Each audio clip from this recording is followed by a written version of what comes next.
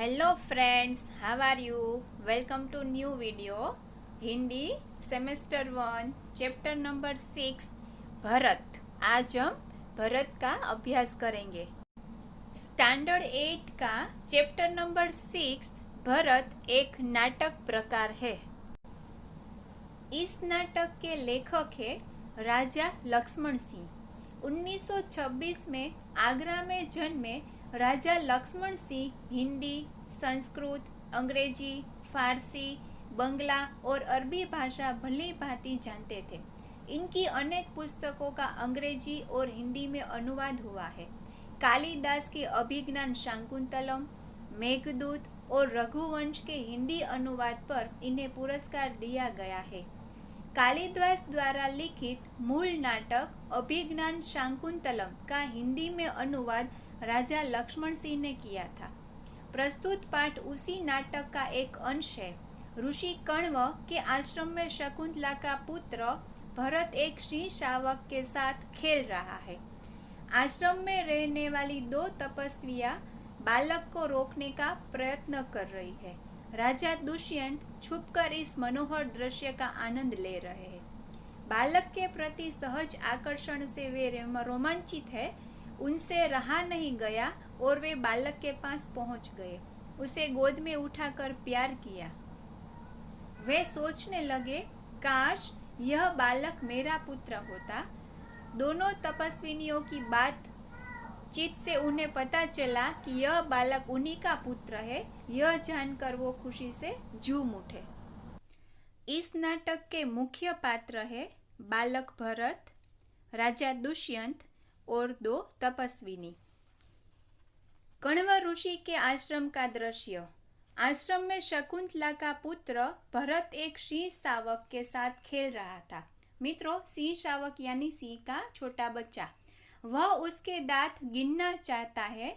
आश्रम में रहने वाली दो तपस्विनियां उसे रोकने का प्रयत्न करती है। राजा दुष्यंत एक पेड़ के पीछे छिपकर यह दृश्य देख रहे हैं। बालक के प्रति राजा दुष्यंत के मन में स्नेह उमड़ता है। एक तपस्विनी खिलौना देने का लालच बताकर बालक से सिंह शावक को छोड़ देने के लिए कहती है। बालक खिलौना लिए बिना उसे छोड़ना नहीं चाहता। तब उस तपस्विनी को दूसरी तपस्विनी मिट्टी का मोर लाने के लिए भेजती है। बालक सिंह के बच्चे को नहीं छोड़ता तो एक तपस्विनी दुष्यंत से कहती है कि वह बालक को समझाए। दुष्यंत बालक को ऋषि कुमार कहकर संबोधित करता है। दुष्यंत के कहने पर बालक सिंह शावक को छोड़ देता है। तपस्विनी दुष्यंत को बताती है कि बालक ऋषि पुत्र नहीं है, पुरुवंशी है। तपस्विनी को इन बातों से आश्चर्य होता है।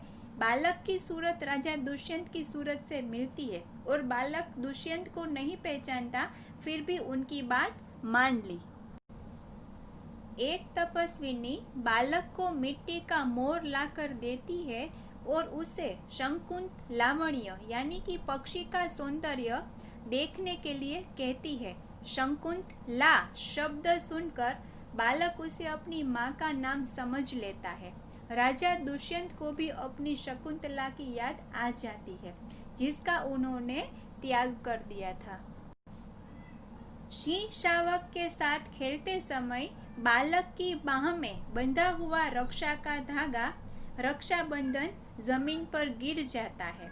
दुष्यंत उसे उठा लेते हैं तो तपस्विनियों को बहुत अचरज होता है।